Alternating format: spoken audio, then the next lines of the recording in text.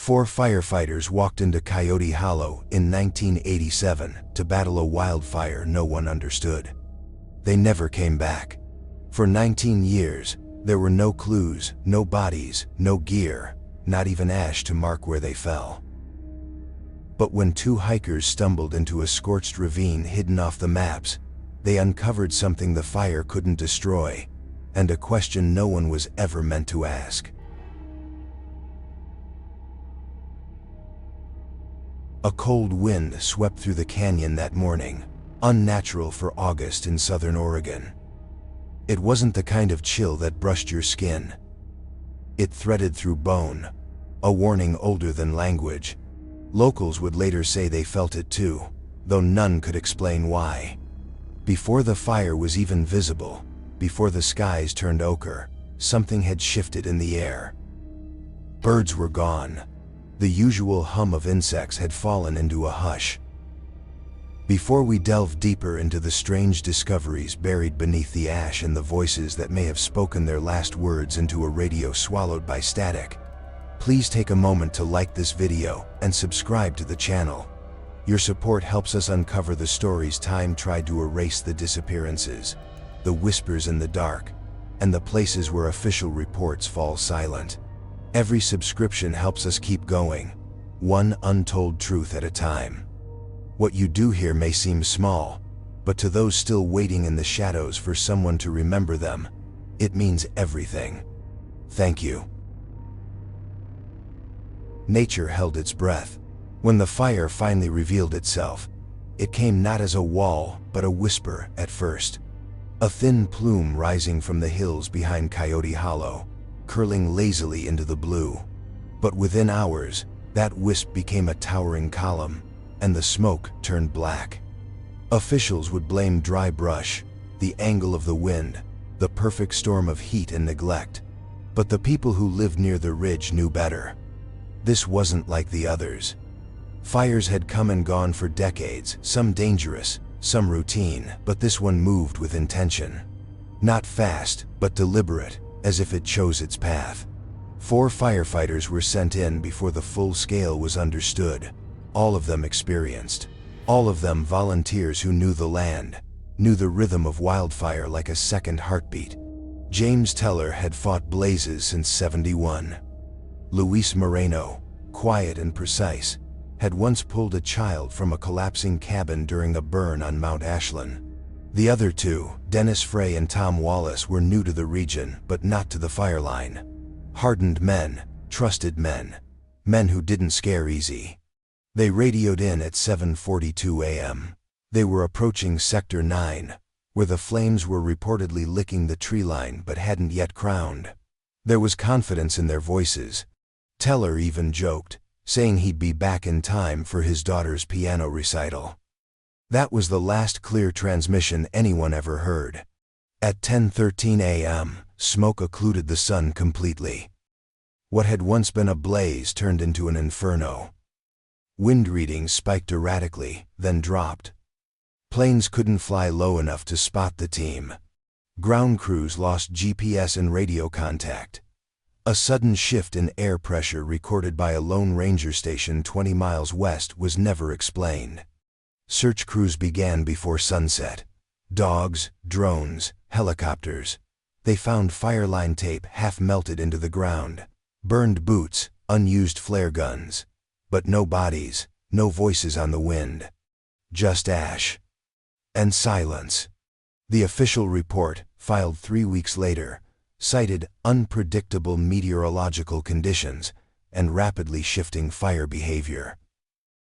Not for those who had watched the canyon for years and swore that fire had moved like it was following something.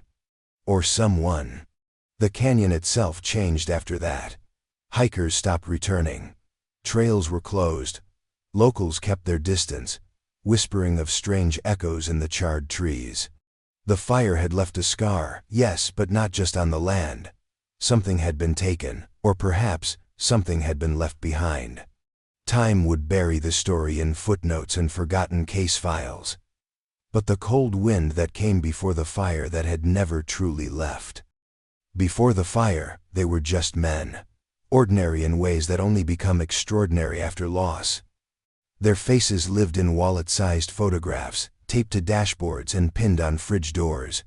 Each one carried a past, a future, a fragile web of promises made to people who still wait. James Teller was the oldest among them, 46, with deep-set eyes that always seemed to carry some private weather behind them. He'd been fighting fire since he was 20, back when helmets were heavier and breathing masks optional. His daughter, Emily, once filmed him at her 10th birthday party holding a flaming cake and grinning like a boy himself. That tape, worn from replays, was the last time his voice filled their home. "Make a wish, kiddo," he said, handing her the knife. In the background, someone laughed. The kind of laugh that only happens when the world still feels safe. Luis Moreno rarely spoke in crowds but had a way of making everyone feel seen. He worked the night shift at the mill when he wasn't on call with the fire crew, then came home to help his wife with their twin boys. His last letter to her, found neatly folded inside a library book weeks after the fire, read simply, "Don't wait up. Might be smoke on the ridge. Love you always." It wasn't poetic. It didn't have to be. She kept it in a drawer lined with his flannel shirts, untouched by time but beginning to smell only of cedar and dust. Tom Wallace was new to the region, recently transferred from Idaho after his fiancée found work in Medford. He was 28 and eager to prove himself, eager to belong. His voicemail greeting hadn't changed since college, a half-serious, half-sarcastic, "You know the drill. If I don't answer, I'm probably saving the forest or getting coffee." After the fire, no one had the heart to delete it. His fiancée kept calling the number just to hear him again, though eventually it disconnected. She still has the ring he never got to give her, tucked into a box of dried lavender she'd meant to throw out, but never could. Dennis Frey was the kind who made jokes when things got heavy. Not to escape the weight of it all, but to carry it easier for everyone else. He was the last to join the crew, fresh from a bad year and trying to restart his life. His brother would later say he'd finally found purpose again. A grainy photo shows Dennis holding a chainsaw with both hands, grinning at the camera, covered in soot. Someone wrote, "Back in the game," on the back in thick black Sharpie. No one remembers who took the picture, but it sits framed now on a shelf beside his mother's window. When they vanished, it wasn't just the men who were lost. It was the shape of their families, the rhythm of their homes. Emily Teller never played piano again.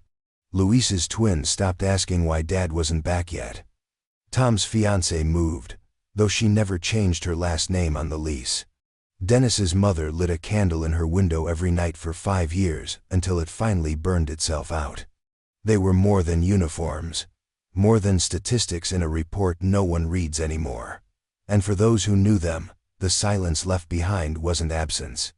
It was a presence thick, unyielding, and full of unfinished sentences. The first search team arrived just after dawn, their boots crunching on the brittle earth, their radios crackling with static.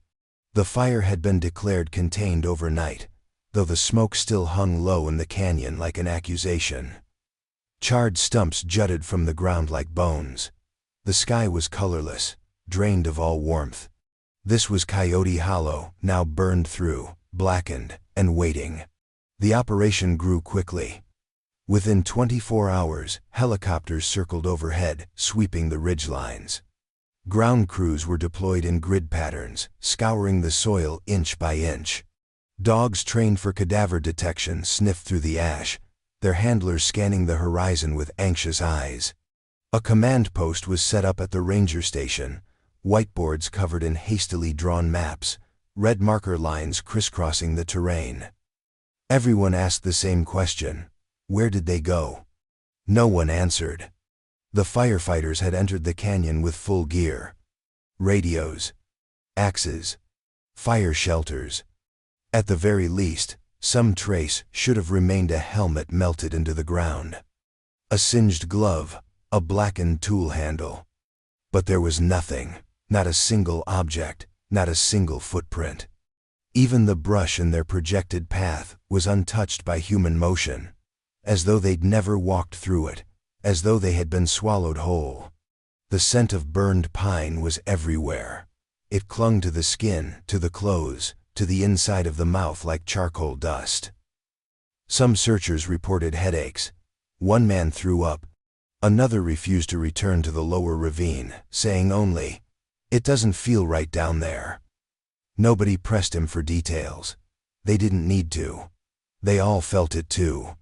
A stillness that went beyond the usual aftermath of fire. It wasn't just quiet, it was wrong. Witnesses from nearby homesteads were interviewed. A couple who lived along the northeast trail claimed they'd seen lights the night of the fire, moving against the smoke. Not with it. Another swore he heard shouting, but when asked to describe the words, he paused too long and simply said, "Didn't sound like English." The statements were logged, then quietly ignored. People say things after trauma. At the edge of Sector 9, where the team was last recorded, the trees formed an odd pattern. Burned in a clean semicircle, they stood blackened but upright, unlike the chaotic scarring elsewhere. Investigators chalked it up to wind behavior. The theory satisfied no one, but there was work to do. More ground to cover, more files to close. Days turned to weeks. The crew's families arrived, stood among the cinders, and waited for answers that wouldn't come. A memorial cross was planted near a slope where the dogs had briefly lingered. Someone carved the initials into the charred bark of a tree. Rain came and washed the scent away, but the silence remained. Eventually, the search was scaled back. Budget constraints, risk of reignition, fatigue. The official language was cautious. No conclusive evidence. Presumed fatalities due to wildfire exposure. But those who'd walked that canyon knew better. You can feel when death has passed through a place. This wasn't that. In time, the canyon was closed to hikers. The maps redrew its trails. Coyote Hollow faded from conversation, absorbed into the long list of tragedies the land has learned to hold. But deep in the scorched basin, beneath a canopy of skeletal trees, the air still doesn't move quite right. And if you listen long enough, there's no birdsong, no rustle, only the sound of something missing. Something that should have cried out, but never did. Time softened the edges of the headlines. What had once been a front-page tragedy became a cautionary tale, then a footnote, and eventually nothing at all. The fire itself, the Hollow Creek Fire of 1987, was logged into state archives as contained after 12 days, probable cause, lightning strike, 4 presumed fatalities. It sat there among dozens of other entries, its name printed in faded ink on brittle paper, stored in beige boxes stacked in the back of an office few people visited. Officially, it was over. But in Coyote Hollow, nothing really ended. The canyon didn't forget it, only grew quiet. In the years that followed, the land began to rebuild. Shoots of lodgepole pine emerged from the ashen ground, tenacious and green. Blackberry brambles took root where the fire had once roared, thorns twisting through the skeletal remains of trees like veins in a scar. Animals returned in cautious rhythms. Mule deer, silent as ghosts. Red-tailed hawks circling high above, riding wind currents that no longer smelled of smoke. The silence, once stifling, grew soft, familiar, and with it came a kind of forgetting. Tourists who hiked the nearby ranges heard only vague stories. Something about a fire, a crew that got lost. Locals stopped saying their names out loud. Even the memorial plaque near the ranger station was quietly removed after vandals chipped away at it one summer. There were other tragedies, after all. New fires, new names, and only so much space for grief. But not everyone forgot. Old men in the nearest town still nursed beers at the corner table of the gas station diner, swapping stories no one else asked for. They'd lean in close and lower their voices when they talked about that fire. It burned too hot, one would say, shaking his head slowly. That's why they never found him. But the shake lingered, uncertain. Because everyone knew wildfires, even the fiercest, leave signs, melted gear, scattered bone, evidence. This one didn't. Others whispered a different possibility. They said the men had walked off into something darker, that they saw something in that canyon, something not meant for human eyes, and kept walking until they passed out of reach. One man, a retired smoke jumper, claimed to have dreams where he saw the crew marching through the hollow, backs to the flame, heading toward a place the fire couldn't touch. He'd wake up choking on smoke that wasn't there. Still, time wore everything down. The families moved on, or tried to. Emily Teller grew up and stopped mentioning her father's name at school. Luis Moreno's sons no longer asked why no one had brought their dad home. Tom Wallace's fiancée eventually packed away his things, boxing up her grief in tissue and cardboard. Dennis Frey's mother moved to Arizona and stopped lighting the candle in the window. Too many years, too many unanswered questions. Grief calcified into something else, something like resignation. And in the canyon itself, the new growth thickened. Paths closed with overgrowth. Trail markers vanished. A hiker who stumbled too close to the old fire line would find little to orient them. The place no longer welcomed visitors, and though birds returned, they never sang near the center. The fire was remembered in data, in files, in line items on a spreadsheet. But the men, their laughter, their lives, their absence became a silence so complete, even the trees bowed to it. As if the land had swallowed them, then buried the memory under layers of green. Burned, then forgotten. That's what most people believed. But some still felt it in the air on certain summer nights. A shift, a cold breath where there should be warmth. As though the canyon was still waiting. Still holding something beneath the soil, still listening. It began with a whisper, barely louder than wind through pine needles. A mention at first, tucked inside a conversation between two rookie rangers swapping shifts. One said he'd seen it in the evidence locker, a melted spiral binding, soot-caked pages still barely clinging together, the imprint of a fire service logo scorched on the cover. He'd opened it, only once. Only briefly. Said there were words inside, scrawled in thick pencil, the kind you use with gloves on. The writing was shaky, frantic, trailing off mid-sentence on more than one page. He never read it all, didn't need to. What he saw was enough to keep him from volunteering again that season. The notebook, according to him, had been recovered 3 days after the fire officially died. A search team passing through a narrow gully found it wedged under a half-burnt log, strangely unconsumed by the surrounding destruction. That part stuck with them. The area was incinerated, even the rocks scorched black, but the notebook had survived, not unmarked, but intact. Fire doesn't usually leave survivors like that. One of the crew bagged it without a word, passed it to a supervisor, who passed it to someone else, and then it was gone. No one knew who logged it. It never appeared on the inventory list from the recovery teams. No photographs, no serial number, no documentation. Official records from the ranger station make no mention of any such item. There's no chain of custody, just the ranger's half-forgotten story, and a growing silence when his name comes up. A silence that doesn't sound like disbelief, it sounds like fear. Families of the missing men were never told. There was no closure offered, no whisper that something personal might have been found. When James Teller's wife asked about her husband's equipment, she was handed a list of standard-issue gear, marked unrecovered. No mention of a notebook, no mention of words written under duress, no suggestion that in the final hours, someone had tried to say something. But word has a way of moving, even when no one wants it to. Over the years, the story of the journal slipped through backchannels shared between dispatchers on quiet nights, recounted at bars by off-duty fire investigators, always second-hand, always veiled. It became a ghost in the story, like the men themselves. Some claimed they knew what had been written. A former investigator, long retired and half drunk at a town hall gathering, said he heard it included the phrase, "It's watching us," scrawled again and again in the margins. Another said the final page was blank, except for a single sentence written in uneven block letters, "Don't trust the perimeter."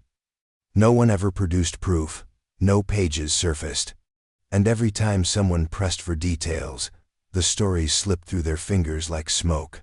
The journal, if it ever existed, was quietly buried. Lost to bureaucracy or something more deliberate. The canyon kept its secrets, but that story of something found, then hidden, was the first true crack in the silence. The first suggestion that maybe the official version was incomplete. That someone tried to speak before the end, and that someone else didn't want the rest of us to hear it. This was where the first loop began. A fragment of truth buried in ash. A question that folds back on itself, again and again. If the journal never existed, why do so many remember it? And if it did, what was so dangerous that it had to vanish, just like the men who may have written it? The day had started with sunlight and laughter. Two hikers, college friends on a weekend escape from Portland, took to the Cascade foothills with little more than a topo map, a GPS unit, and the kind of quiet confidence that comes from not yet understanding how easily the wilderness can turn. It was early September, the air brittle with approaching autumn, the trees brushing against the end of their green season. Their plan was simple: an overnight loop that skirted the older burn zones and looped back down into Red Pine Valley. Easy miles, familiar terrain until the rocks moved. It began with a low rumble, like distant thunder muffled beneath the earth. One of them, Josh, said later he thought it was a passing truck on a service road, but there were no roads nearby. Then the ledge gave out. Stones loosened by time and recent rain gave way beneath them, sending a curtain of dust into the air and forcing them off the marked trail. When they scrambled back to their feet, coughing and squinting, the orange trail markers were gone. So was the trail. Their GPS flickered, then went blank. A frozen screen. No satellite signal. They tried their phone's dead zones, of course. Josh wanted to backtrack. Megan, more experienced, insisted they cut westward where the land sloped gently toward the creek bed she remembered from an earlier hike. But the terrain had shifted since then, subtly, unnervingly. Erosion had carved unfamiliar paths.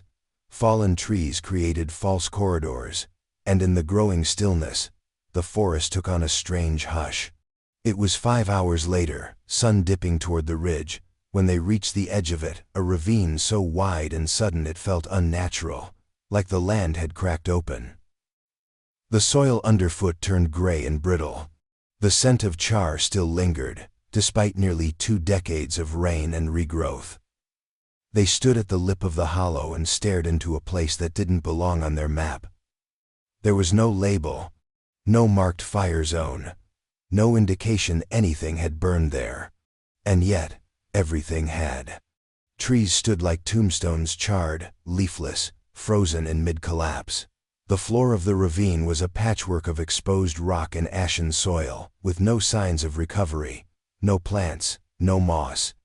As though the fire had burned hot enough to scar even time itself. Megan took a few steps forward and slipped on a patch of loose stone. When she caught herself, her hand landed on something buried just beneath the surface. It clinked. They dug carefully. Dust filled their noses and coated their tongues. Beneath the stone, partially melted and half swallowed by earth, was a piece of metal dull, twisted, stamped with a symbol they didn't recognize.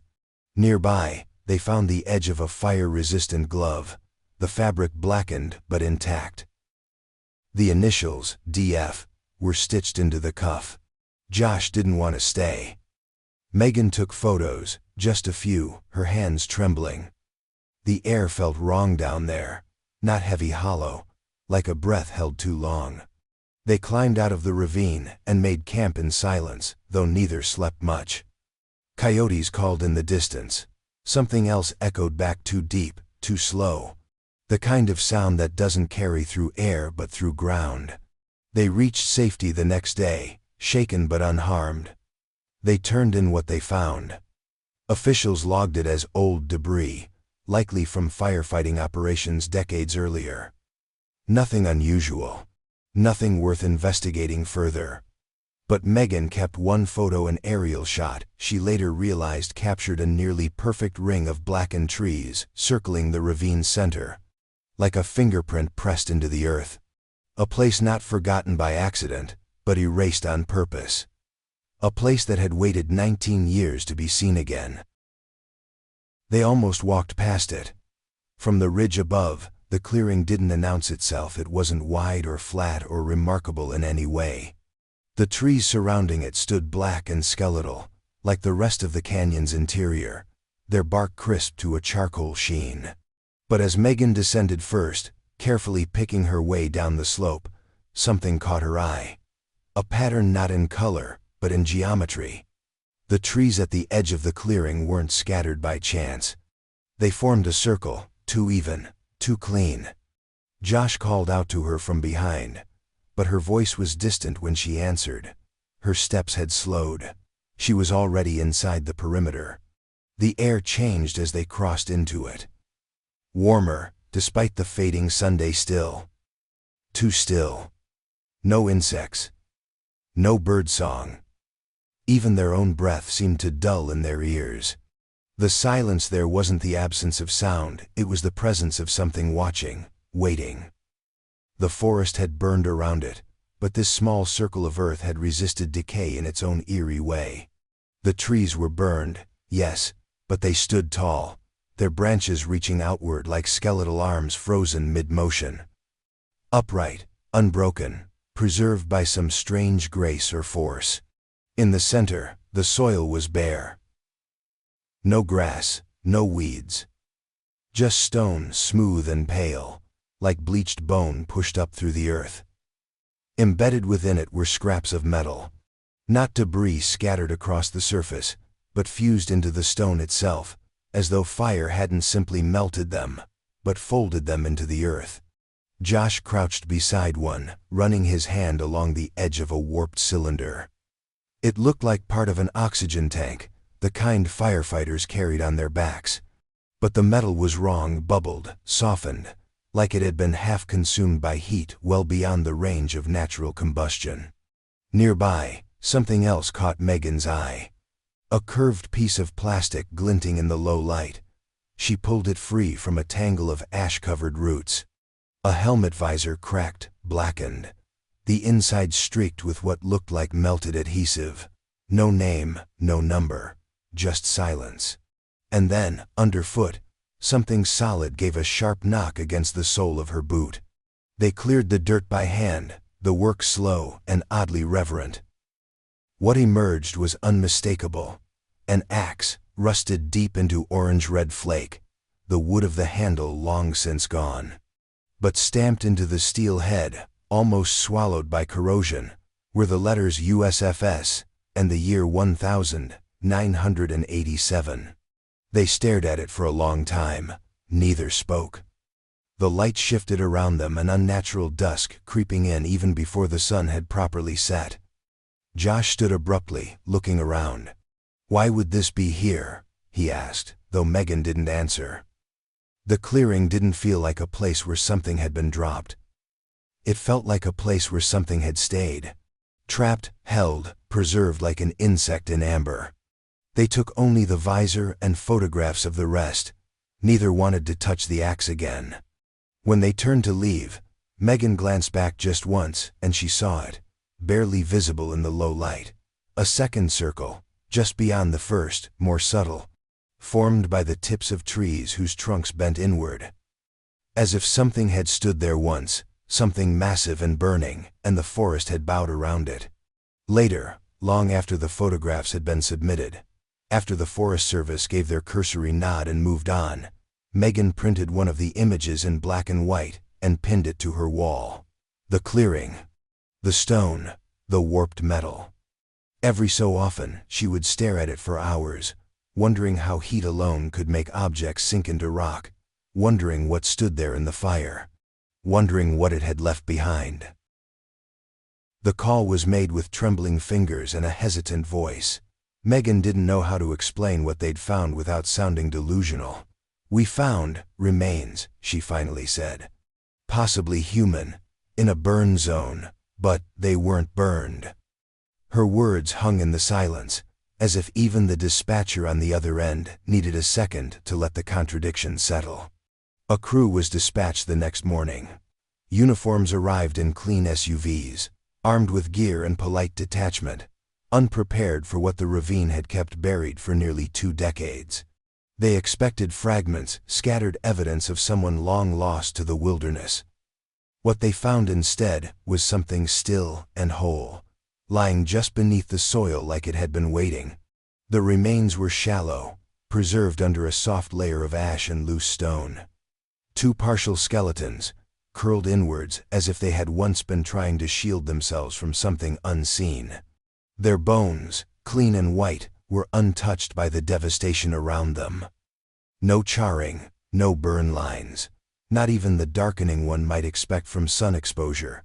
It was as if the fire that had swallowed the canyon had chosen to leave these bodies untouched, or had passed over them entirely. Forensics took over quickly. The area was sealed, drone footage taken, evidence tagged and cataloged. Teams combed the site with brushes and latex gloves, whispering to each other in tones that grew more strained the longer they stayed. One technician was overheard saying she'd never seen decomposition behave like that. Another refused to return the next day, citing personal reasons and requesting reassignment. But the bones, those were undeniable. Adult males, mid to late 30s to 40s, consistent with the ages of the missing firefighters from 1987. DNA results came weeks later. Confirmed matches: James Teller and Luis Moreno. Their names resurfaced briefly in the news cycle, wrapped in language meant to soothe. Remains recovered in long unsolved firefighter disappearance. Closure at last for families. But the headlines told only a fraction of the truth. The autopsy reports were more troubling than anyone admitted publicly.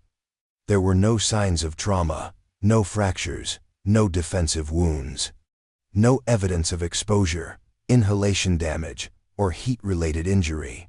It was as if their bodies had simply stopped. Bones perfectly preserved in an environment that should have destroyed them. Megan and Josh weren't given answers. They weren't even given thanks. A federal agency name redacted on the official statement quietly took possession of the site and sealed it from further civilian access. The area was reclassified as environmentally sensitive. Trails were rerouted. Access was denied under the pretense of habitat restoration. But the questions hung in the air, heavier than ever. Where were the other 2 men? Why were these bodies found together, positioned close, but not touching beneath unburnt soil in the heart of a burn zone? And perhaps most unsettling, what kind of fire burns stone and metal into distortion, but leaves bone unscathed? The families were notified. Carefully worded condolences were offered. Megan received a generic thank you letter from the Forestry Service, typed on stock paper, unsigned. She framed it as a joke, but the humor didn't last. Some nights, when sleep evaded her, she'd return to the photos she took, especially one where the light hit the clearing just so, casting the bones in a pale glow, surrounded by soot and silence. Something about it still didn't make sense. In the very soil where the earth should have consumed them, they had remained intact, untouched, almost staged. It was a burial that didn't feel accidental. And for Megan, the real question was no longer how they died. It was what kept them whole. It was found by accident, unearthed not by the forensic team, but by one of the junior surveyors tasked with marking terrain anomalies for future mapping. He brushed aside a clump of brittle, half-burnt moss near the base of a scorched pine, and there it was folded roughly, edges curled, and soot pressed into the dirt like it had been waiting just below the surface. A torn fragment, no more than a quarter of a full topographic map, Its paper warped from time and heat. The ink almost faded to nothing, but one detail refused to disappear. The word, pullback, written in capital letters across the bottom margin, jagged and dark. Not printed, not drawn with a pen. Charcoal, thick strokes, urgent. Like someone had written it quickly, maybe with gloved hands, maybe while the world was coming apart around them. The map fragment was bagged and logged, but not immediately flagged as significant. It wasn't until a fire boundary specialist reviewed the topography that the questions began. The contour lines were real roughly accurate to the Coyote Hollow region, but the fire perimeter sketched across the terrain was wrong. Or at least, it didn't match any known fire line records from the Hollow Creek fire of 1987. The official fire path had followed the prevailing wind, curling north and then veering east before dying in the cliffs. But this map showed something different. The fire, as depicted here, bent against the wind looping westward, then doubling back on itself in a perfect crescent, enveloping the very clearing where the bodies had been found. A movement that shouldn't have been possible. Fire doesn't change direction without cause. It doesn't move in arcs like it's tracing a border. Yet here it was, hand-drawn by someone who seemed to know. Someone who had been inside the burn. Someone who had reason to write pullback in thick charcoal like a warning or maybe a command. Analysis confirmed that the paper stock matched fire service issue from the late 82nd. The grid numbering system, partially visible in the corner, aligned with the quadrant mapping used by the U.S. Forest Service during that period. Whoever drew it had training. They knew elevation markers, contour shadows, slope gradients. This wasn't a hiker's sketch, it was a field map, meant for real-time use, meant for survival. But there was no record of any crew being issued this specific map. No corresponding page in the archive files. And none of the recovered equipment from the clearing included writing tools, map cases, or notebooks. Only the visor. Only the axe. Only the fragment. A quiet murmur spread among those who'd seen it. Some speculated the map had been made in the crew's final hours, as they watched the fire behave in ways it never had before. Others wondered if it had been drawn after the crew was already lost, somehow preserved through impossible means, pushed up from beneath the ash like the bones. A voice from the fire line, still trying to speak. Josh remembered something later, weeks after the discovery, while staring at a high-resolution scan of the map on his laptop. In the lower corner, just beyond the pullback marking, a faint pattern had been shaded into the terrain. A spiraling circle of trees, like the one in the clearing. Not labeled, not highlighted. Just there, unnoticed by most, a signature left behind. They ran the map against every satellite image available from 1987. The spiral wasn't visible in any of them. But on one photo, taken by a Forest Service plane on day 6 of the fire, a strange shadow lingered in the canyon's heart. The same shape, the same place. It was a map meant to lead someone out, or to warn them not to go in. Either way, it came too late. The initial report came from a small-town paper with a circulation of less than 3,000. Tucked beneath the fold, it read, "Remains identified in Coyote Hollow, believed to be missing firefighters from 1987. The tone was cautious, the language vague. There were no bylines, no quotes from family members, no follow-up stories. Within days, the article vanished from the newspaper's online archive. Search the title now, and you get nothing but a 404 error. Local television stations aired a 30-second segment showing search crews removing items from the ravine. Blurry footage, tight angles, no identifiable details. The reporter, a fresh-faced intern doing weekend coverage, seemed hesitant even then. Her broadcast ended with a curious line. Authorities declined further comment, citing safety concerns and an ongoing investigation. No such investigation was ever named. And within a week, her segment was replaced by stories on budget hikes and weather alerts. Megan noticed first. The photos she'd submitted to the forestry office were never returned. The copies she kept on a flash drive, corrupted. Josh's digital backups, gone, inexplicably erased during what his laptop diagnosed as a rare system failure. It wasn't until Megan drove to the ranger station in person that the shape of things began to shift. The man at the desk didn't greet her with concern or gratitude, just a tight-lipped apology and a curt statement. "We're not permitted to discuss that site anymore." No one could say who issued the restriction. Not the Forestry Service, not the local police, not even the coroner's office, which quietly revised its public report on the remains from under review to inconclusive. When pressed, a representative simply said, "The case has been transferred." To where or whom remained unclear. Whispers began to circulate among retired personnel rangers, dispatchers, fire investigators, whose names had long since vanished from any public registry.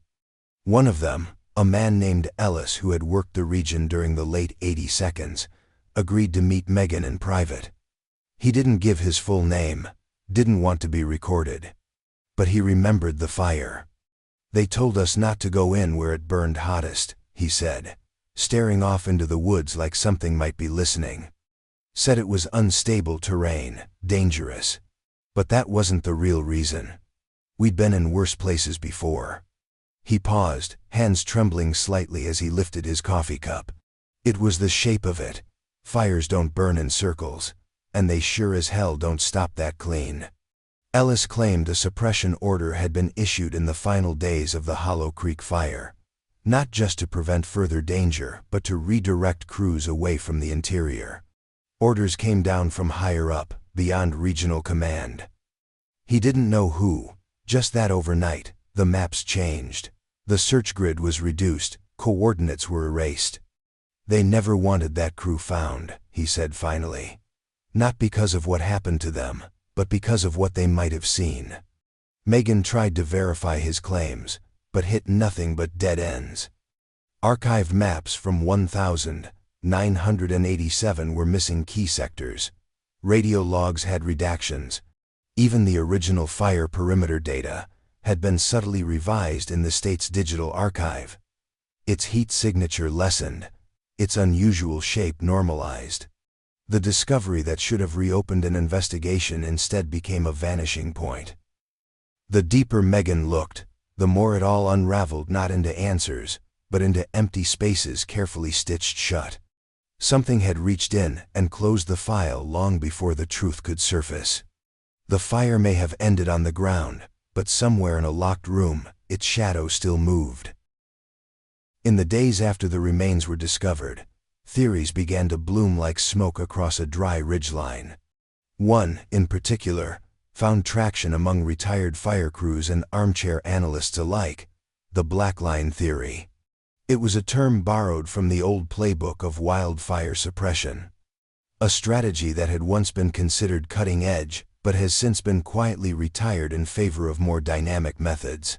In the 1982nds, it was common to create blacklines pre-burned strips of land, designed to deprive the wildfire of fuel and halt its spread. Fire against fire, control through destruction.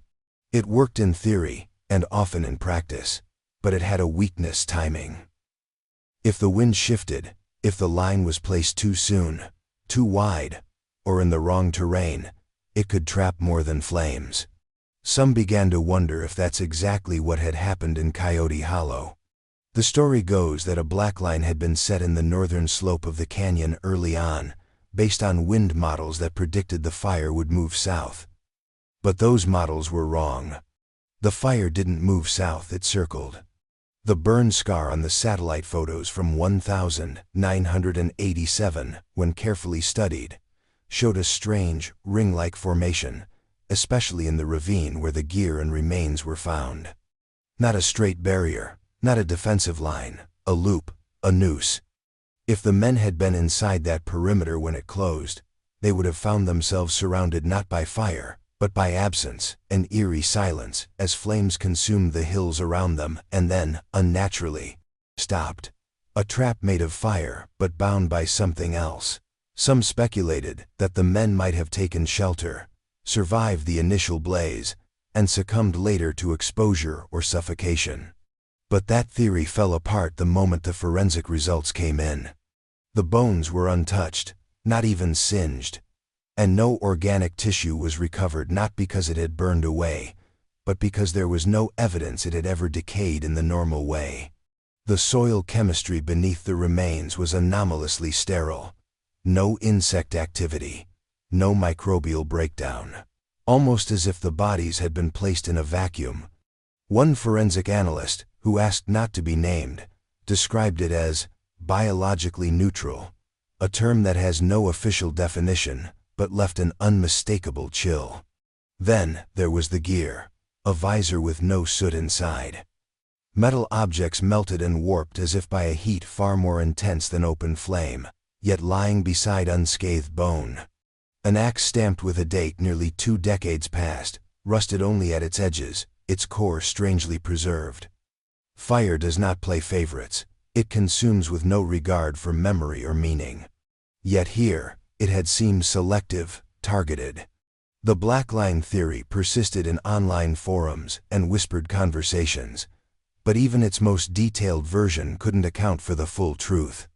If the crew had been trapped by a flawed suppression tactic, where were the other 2 men? Why had no distress signal reached the radios?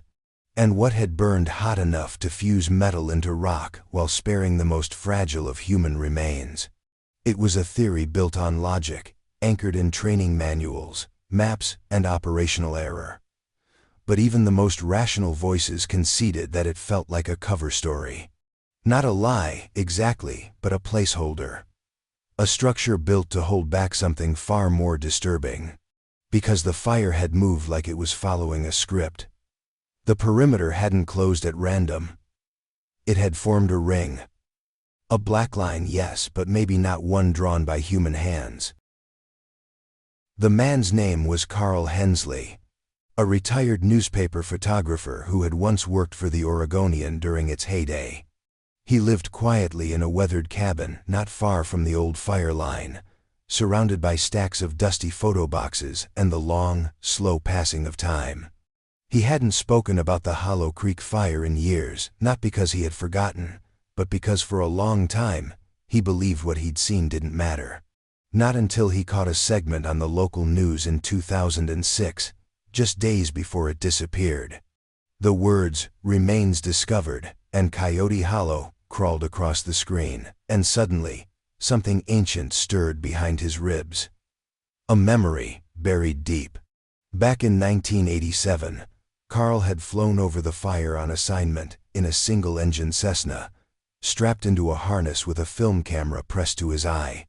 It was day 6 of the fire. What he remembered most vividly was the color of the smoke, not gray, not black, but tinged with green, like moss scorched into vapor. He snapped a series of wide aerial shots as the plane banked over the canyon, focusing on the strange way the fire line had curved into itself. Fire doesn't usually spiral, he thought. But he didn't question it then. The shot was dramatic, strange, and beautiful in that haunting way disasters can sometimes be. When he developed the role, one photo stood out, taken just before the sun slipped behind the haze. It showed the northern part of Coyote Hollow, viewed from above. At first glance, it was simply a wash of burnt treetops, their trunks reaching out like black fingers across the terrain. But near the center of the image, subtly but unmistakably, was a patterned trees bent and burned in precise arcs, their tops forming concentric circles that pulsed outward like ripples on a still pond. Carl dismissed it as lens flare, a trick of angle and light. He even made a note on the back of the print, "Flare distortion," and filed it away. He hadn't looked at that photo in nearly 20 years.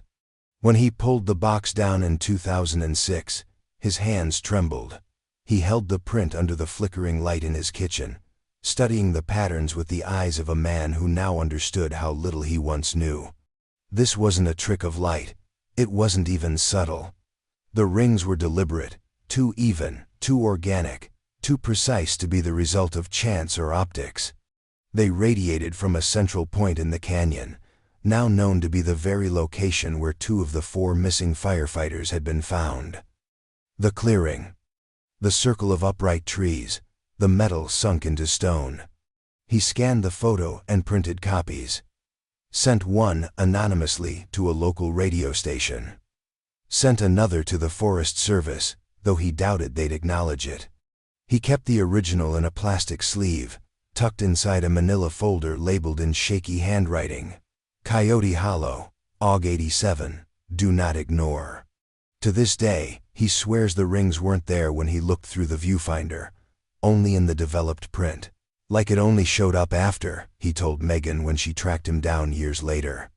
Like whatever it was, didn't want to be seen until it was too late. Some say the pattern resembles a signal, others a symbol, a kind of mark pressed into the earth by something more than flame. A warning, a message, or perhaps an invitation only a few were ever meant to receive. Carl never returned to the canyon. He said once that the land there feels like it's still waiting for something to answer back. It wasn't supposed to be heard. The tape was never meant to leave the archive, buried in a box of reel-to-reel recordings from an era of analog chaos and long-forgotten equipment. It surfaced only because someone refused to let go. Margaret Lane, retired dispatcher for the U.S. Forest Service, had worked the Hollow Creek fire in 1987 from the Southern Operations Hub. For nearly 2 decades, she'd kept quiet, her memory of that day packed away behind layers of bureaucracy and years of silence. But time wears down the edges of fear, and when the news broke in 2006 that 2 of the missing men had finally been found, something in her shifted. She went into her attic, pulled out the box labeled Hollow Creek Day 5, and set up her old player. The tape whirred to life, its hiss like a breath held too long. Voices flickered in and out, weather updates, calls for water drops, coordinate updates muttered in the language of men used to urgency. She listened to all of it again, just to find the one transmission she remembered without needing to check a log. The one that had been pulled from the record. The one her supervisor ordered spliced, silenced, then shelved. It came in at 2:14 p.m. The voice belonged to James Teller. "Dispatch, this is Unit 4 Bravo," he says, breathless but steady. "We're northwest of Sector 9. Visibility's down. Smoke's heavier than expected, but we're still moving." Margaret remembered replying. She had logged his coordinates. She had told him to hold his position until air support circled back. He acknowledged. Then the line went quiet. What followed was the part no one was supposed to hear. 4 minutes later, the radio came alive again. Scrambled at first, a garbled mess of panic and overlapping static. Then a burst of clarity. "Dispatch, this is 4 Bravo, we see something in the smoke." "It's not." And then, nothing. Not another syllable. Not a scream. Not even the click of a dropped mic. Just pure, unbroken static, like the signal itself had been swallowed. Margaret paused the tape and sat still for a long time, her fingers trembling. She remembered what happened next in 1987. The command tent dismissed the transmission as interference. Faulty equipment. Heat distortions. One supervisor suggested a psychological stress response, implying that Teller may have hallucinated under pressure. That explanation never sat right with her. She made a digital copy of the recording, then burned it to a disk. A week later, she mailed it anonymously to a former fire investigator who'd been quietly trying to piece together the strange inconsistencies of the Hollow Creek incident. From there, it circulated through unofficial channels, never aired publicly, but whispered about like contraband. Those who heard it all said the same thing. Teller's voice didn't sound afraid until the last second. Whatever he saw, it came suddenly. And it didn't make sense. There's a weight to that sentence, even unfinished. It's not what? Not a person? Not the fire? Not real? Theories spread fast. Optical illusions, wildlife distorted by smoke, even illegal operations hidden deep in the wilderness. But none of them explained why the transmission cut off so completely. Why no other units reported hearing it. Why the original reel was spliced in the archive. Some believe it was a glimpse. A moment when the veil of smoke parted and something else stepped through. Not imagined, not metaphorical. Something real. Something present. And for all its fuzz and decay, that old recording did more than reignite the story. It revealed what no official report dared admit. The men hadn't simply vanished. They had seen something. Something that had no name. And in the moment they tried to describe it, the silence began. He hadn't spoken to the press in almost 20 years. Not after the incident. Not after the funerals with no bodies. Not even when the memorial plaque was installed and then quietly removed. His silence was a kind of penance, long, private, and unreconciled. His name was Raymond Carter, a former firefighter with the U.S. Forest Service. And in the summer of 1987, he was scheduled to be part of the 4-man crew dispatched into Sector 9 during the Hollow Creek fire. But he wasn't. He'd traded shifts with James Teller the night before to attend his daughter's first piano recital. "I remember feeling guilty that day," he says now, voice low, roughened by time. "Not because I missed the fire, because I didn't." Raymond still lives in southern Oregon, tucked away in a cabin not far from the tree line, where the air turns thin and the old ridges cast long shadows. He speaks slowly, deliberately, as though each word must pass through the weight of years before it's allowed out. When asked why he's decided to talk now, his answer is quiet. "Because I keep hearing it again." The silence, not just what didn't happen but what should have. He remembers the briefing that morning. The air was tense, heavier than usual, though no one could quite say why. Teller had been calm, Moreno reserved. Wallace checked and rechecked the gear, unusually meticulous. Dennis Frey, who normally cracked jokes to ease the tension, said nothing. Raymond had noticed the shift. He'd told himself it was just nerves. Now he's not so sure. There was a look in Luis's eyes, he says, like he was hearing something the rest of us couldn't. They weren't afraid of the fire. We've all been close to fire before. We know how it breathes, how it moves. But this was different. It wasn't the flame that had them looking over their shoulders. When Raymond tries to describe it, he falters.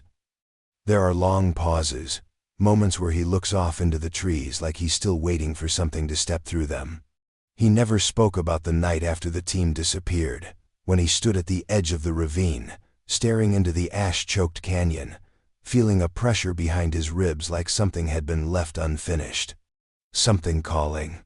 "The weird thing is," he says, "they didn't radio for help. Not the way we're trained to. Not even when the smoke got thick.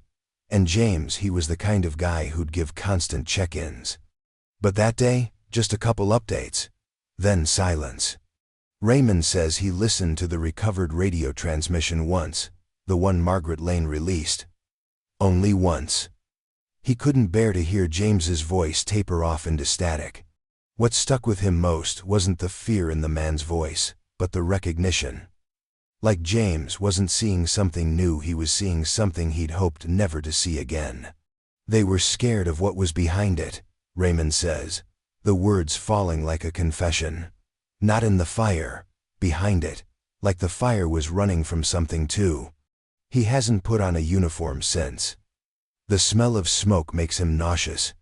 Sometimes, when the wind is just right, and the trees shift in unison, he swears he hears footsteps behind him, soft, steady, impossible. "I was supposed to be there," he whispers. "But I wasn't, and I've spent every day since wondering if that saved me, or doomed me in some other way." Then he goes quiet again, and the forest around him holds the silence like it knows not to interrupt. The satellite images sat in an archive for years, buried among thousands of others cataloging wildfire behavior across the western United States. No one had looked at the Hollow Creek data in any serious detail since the fire was declared contained in August of 1987. The files were digital now, scanned from old reels and uploaded into government systems, just another record of a tragedy long considered solved, or at least sealed. But in 2007, following the brief resurgence of interest after the remains were discovered, a graduate student at Oregon State University, working on a thesis about historical wildfire behavior, pulled up the Hollow Creek thermal maps for analysis. Her aim was simple: compare wildfire movement from the 82nds to modern fire dynamics.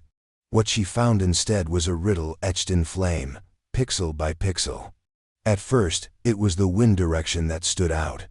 According to every meteorological report filed during the fire, the prevailing winds had moved southeast to northwest, a typical pattern for that time of year. But the thermal imagery from the satellite, grainy but still legible, told a different story.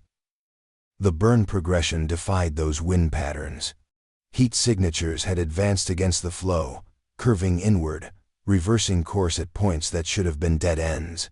The flames didn't spread, they folded, like something herded them. Then came the shapes. As the student layered the images day by day, a pattern emerged. Burn marks that didn't sprawl randomly like most fires. Instead, they repeated.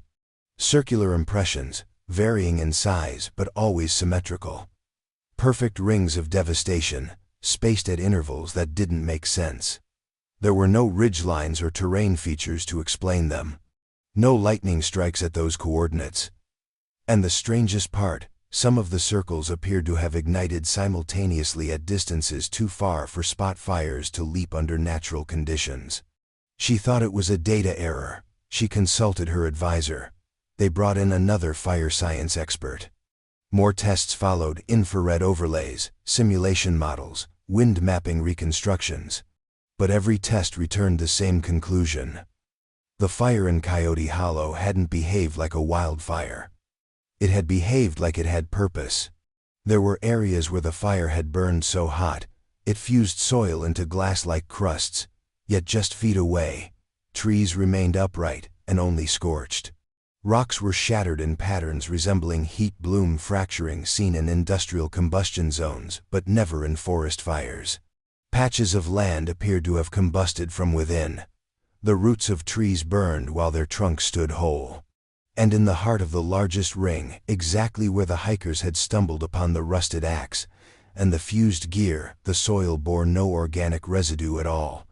Nothing lived there, not mold, not bacteria. Just sterile earth, as if something had pressed the reset button on life itself. The student submitted her findings, cautiously. The paper was approved, but flagged. Then the files vanished from the university's open access repository within a month of publication. She was told it was a digital reorganization. Her thesis was reclassified as restricted due to sensitive geographic data. She never got a straight answer. Eventually, she moved on to a different field entirely. But the data had already made its way into a few hands, quietly shared, quietly examined. Experts who had spent decades analyzing burn patterns from Alaska to Arizona looked at the images and all said the same thing. I've never seen anything like this. Because wildfires don't burn in rings. They don't resist wind.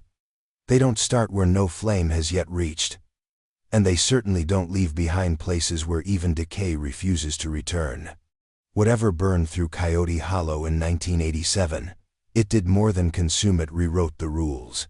And it left behind not just destruction, but a question scorched so deep into the earth that no one has yet found its answer.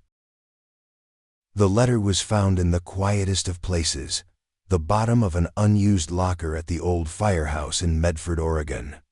The building itself was being decommissioned, its aging infrastructure no longer fit for modern equipment. Most of the crew had long since retired or been reassigned. Maintenance teams were clearing out gear, removing nameplates from doors, and boxing up the last remnants of lives lived on the edge of smoke and flame.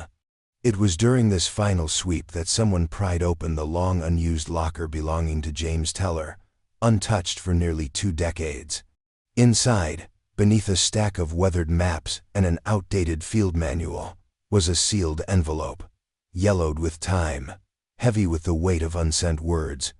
There was no stamp, no address, just a name, written in firm pencil across the front: Emily. The letter had been meant for his daughter. And though it was never mailed, its contents carried the urgency of a man who feared he might not have another chance to speak. The first half read like any farewell might, hopeful, restrained, tinged with the optimism of someone trying not to imagine the worst. He wrote about the fire, about how he'd be home soon. He reminded her to practice piano, told her to look after her mom. But as the paragraphs continued, something in the tone shifted.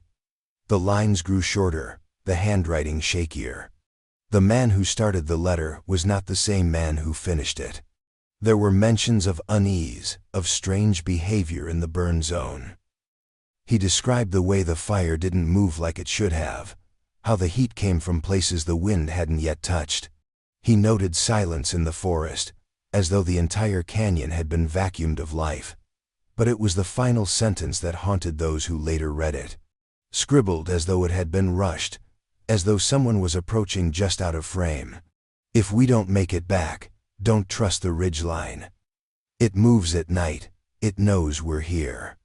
That was where it ended. No signature, no goodbye. Just that chilling sentence, dangling in the air like an unfinished breath. When the letter surfaced, it never made the news. It was passed from hand to hand behind closed doors, read in silence by the few still alive who had known Teller. Some said it was nonsense, stress-induced hallucinations from a man under extreme pressure. Others weren't so sure, especially those who had walked the ridgelines themselves and remembered how, during certain nights, landmarks seemed to vanish. Trees appeared where there had been none. Paths curved slightly the wrong way. And the air felt off, like it carried a presence you couldn't name but couldn't ignore. Fire science couldn't explain terrain that shifts. Maps couldn't chart the slow, unsettling sense that the land itself was watching. But the letter confirmed what some had always suspected. The men didn't just get lost. They were led astray. By something old, something patient. Emily Teller received the letter through unofficial channels. It arrived in an unmarked envelope, no return address. She read it once and never again. She keeps it in a locked drawer, next to a childhood photo of her father in uniform, smiling beside a birthday cake. Sometimes at night, when sleep doesn't come easy, she thinks about that line. Not the part about not making it back, she accepted that long ago. It's the other part, the one that whispers just beneath the skin. It knows we're here. It began subtly, almost imperceptibly, as if the land itself had taken a deep breath after years of holding it in. In early spring of 2008, hikers reported feeling vibrations beneath their feet, near the western ridge of Coyote Hollow. Not sharp, jarring quakes, but low, rhythmic pulses, like something vast shifting slowly in its sleep. The Forest Service attributed them to minor seismic activity. The region sat on old fault lines, after all. But the locals knew better. They said the canyon was waking up. Without formal announcement, access to the interior of Coyote Hollow was restricted. Trailheads were sealed under the pretext of hazardous erosion. Rangers, once seen patrolling the lower trails with casual ease, now avoided the area altogether. One volunteer who'd worked with the service for over a decade noted a change in the paperwork. Sector 9 had been removed from the daily reports. No explanation, just gone. The maps changed next. Not all at once, but gradually. Public trail maps began omitting certain routes, rerouting old paths in a wide arc around the burned basin. Places that once held scenic views or popular camping spots were now labeled regrowth zones or unstable terrain. To the untrained eye, it was nothing unusual. But those who had walked those paths for years knew how wrong it felt. The trees around the canyon grew differently now. Taller, quieter. Their branches moved even when there was no wind. At night, those who lived near the edge of the national forest began hearing things, soft groans, like the earth itself was adjusting beneath them. Whispers, too faint to form words. Patterns of birds going silent all at once, not in fear but as if honoring a rule the rest of the world had forgotten.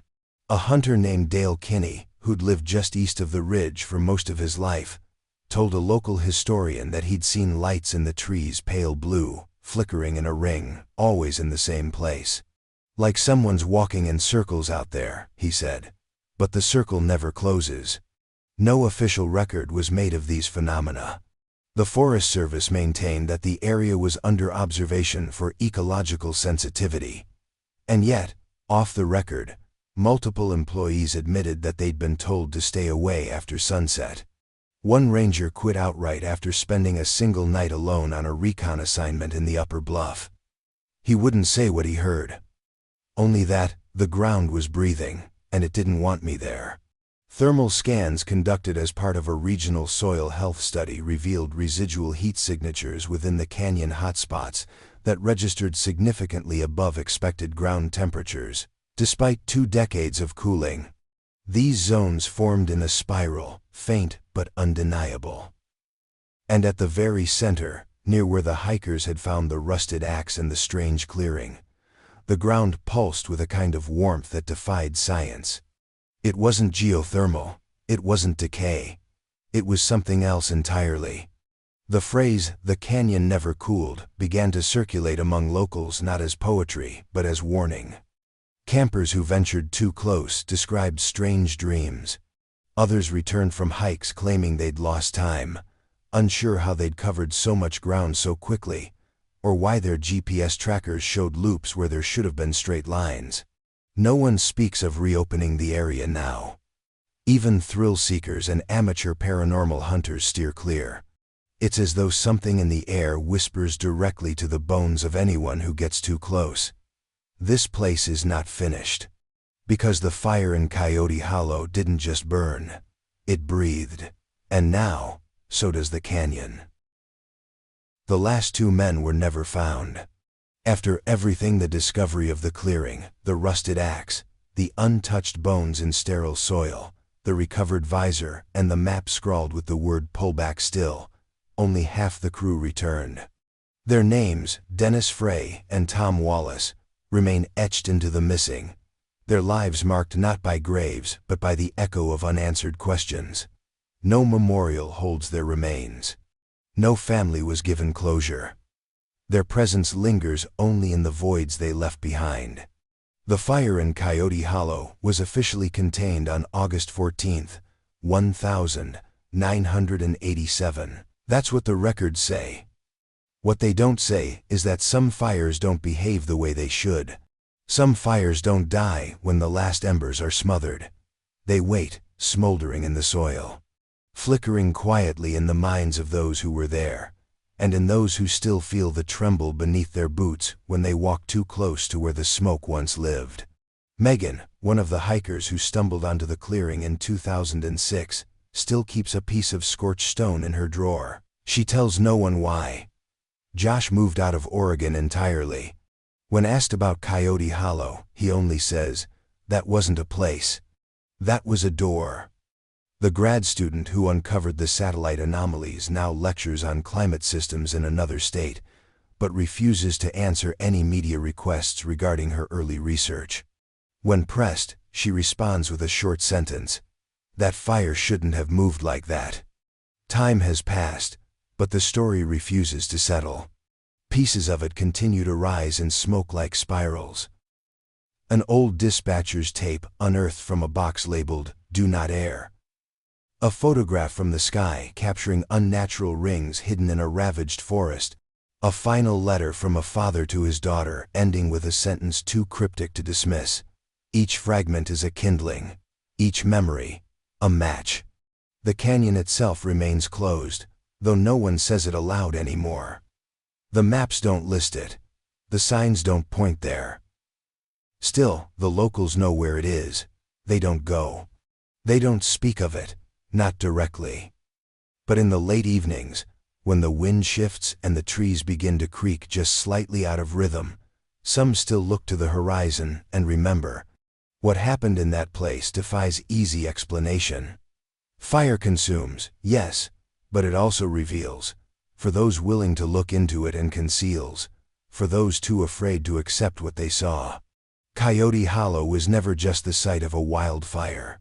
It was a point of rupture, a wound in the world stitched shut with ash and silence. 2 of the 4 men never came back. Perhaps they never could. Perhaps they were never meant to. The rest is lost in smoke rising, twisting, erasing its own trail. And maybe that's the way it wants it. Some stories resist resolution. Some questions echo louder in the absence of answers. And some fires, no matter how long ago they burned, never truly go out. They wait, patient, silent, still breathing beneath the soil.